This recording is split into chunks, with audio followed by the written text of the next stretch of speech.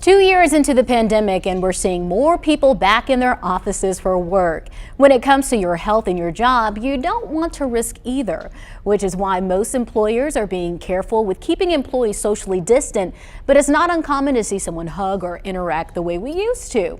Blanca Cobb has a master's in psychology, and she joins us live now to talk about how you can keep your workplace, but also interact with those coworkers you haven't seen in ages. So Blanca, what should we be careful about when it comes to coming in contact with those colleagues? Remember that the rules of contact are different at work, even if some of your coworkers are your friends outside of work. Look, you might not think anything of touching someone's hand, their arm, their back, even their leg when you're talking. There's a lot of excitement. We have been anxious to get back with other people, right? So it's very accepting to want to give big hugs to people, but you have to be very careful because someone's comfort level can be very different from yours. And once the excitement kind of drains down of seeing somebody, later on someone could reflect and say, they may not be sure about the contact, the physical contact. Okay, so I've gone through this in the past. What happens if you want to hug a coworker or a colleague that you haven't seen in a long time?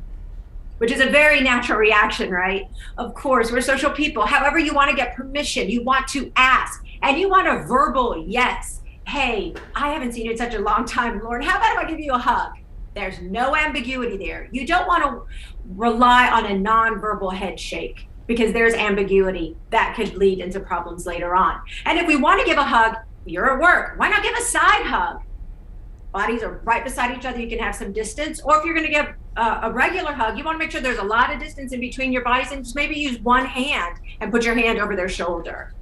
The side hug, that is a good one. So Blanca, here's another question. Why should we think before reaching out to a coworker or making physical contact in the workplace?